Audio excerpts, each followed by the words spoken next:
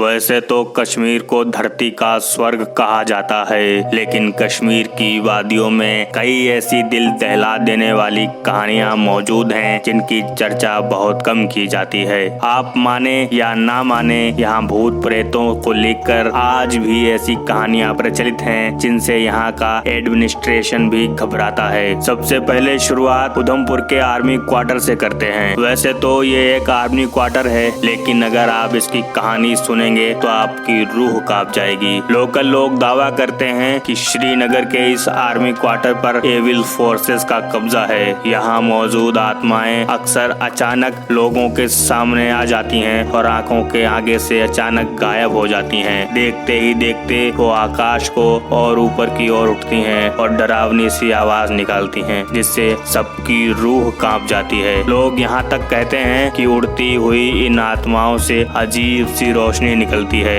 Army quarter के आसपास रहने वालों के अनुसार ये पिशाचों की आत्माएं हैं और रात में करीब 1 से 3 बजे के बीच ही नजर आती हैं। खूनी नाला और काली साड़ी वाली औरत, जिस तरह से इसका नाम डरावना है, वैसे ही इस खतरनाक नाले से जुड़ी कहानियां भी डरावनी हैं। बनिहाल सुरंग से ठीक पहले जम्मू और कश्मीर हाईवे पर एक रहस्यमयी मोड़ आता है जिसे खूनी नाले के तौर पर जाना जाता है। इसे यह नाम यहाँ होने वाले अजीब और गरीब तरह की दुर्घटनाओं के कारण मिला है। कुछ लोग इस जगह पर शैतान का साया होने का दावा करते हैं। इसकी खबरें आम लोगों से लेकर लोकल मीडिया में भी छाई रहती है। लोग दावा करते हैं कि दुर्घटना से पहले काली साड़ी पहने और हाथ में बच्चे को उठाए एक महिला लिफ्ट मांगती हुई दिखाई देती है। जो लोग रुक जाते हैं वो मारे जाते हैं, लेकिन जो नहीं रुकते उनका एक्सीडेंट हो जाता है। साल भर पहले हुए एक पुल हादसे को इसी काली साड़ी वाली महिला से जोड़ा जाता है, जिसमें करीब 10 मजदूरों की जान चली गई थी। गवक्कल ब्रिज, घाटी के